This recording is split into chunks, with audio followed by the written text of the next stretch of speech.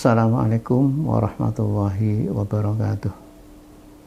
Para pemirsa Nahnu TV rahimakumullah.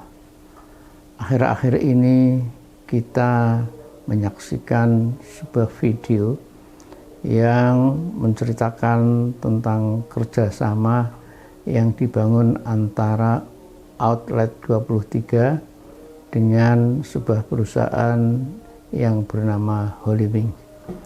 Di belakangnya ada seorang pengacara senior yang sudah tidak asing lagi bagi kita semua. Nah, kerjasama ini tentu saja sangat mengagetkan, bahkan seperti menampar kita semua, khususnya umat Islam di daerah istimewa Yogyakarta dan juga dimanapun, karena ini merupakan pertanda atau perlambang bahwa jual beli atau perdagangan miras di Yogyakarta telah bangkit kembali dengan tayangan video yang cukup vulgar. Mereka bekerja sama untuk secara online memperdagangkan botol-botol bahasa mereka, tapi sebetulnya adalah botol-botol yang berisi minuman keras. Kita heran, kita sedang dan akan terus memperjuangkan agar generasi muda kita tidak terjebak dalam berbagai hal yang diharamkan atau yang merugikan, bahkan dapat merusak akal pikiran mereka. Di sisi lain, orang hanya melihat dari aspek bisnis untuk mendapatkan uang semata tanpa memperhatikan kerusakan moral yang ditimbulkan oleh bahaya miras. Ini sebuah kontradiksi yang luar biasa, sebuah kejadian yang luar biasa. Terjadi pertentangan antara keinginan untuk menyelamatkan generasi dan keinginan untuk meraup uang sebanyak-banyaknya tanpa memperhatikan dampak negatif dari moral yang akan rusak akibat perdagangan miras tersebut. Di tengah-tengah kita sedang memperingati hari raya kemerdekaan kita yang ke-80, mestinya kita justru banyak berpikir untuk mengantarkan generasi muda ini menuju pada gerbang kejayaan. Karena telah dicanangkan pada tahun 2045 Indonesia akan memasuki apa yang disebut dengan Indonesia Emas. Nah, bagaimana kita akan memasuki pada tahapan tersebut ketika pihak-pihak tertentu justru merusak generasi muda kita, merusak pikiran-pikiran mereka dengan berbagai miras, berbagai obat-obatan terlarang, berbagai jenis narkotika dan sebagainya. Padahal sudah jelas-jelas hal-hal yang semacam itu dilarang, baik menurut aturan pemerintah, aturan negara, maupun oleh aturan agama.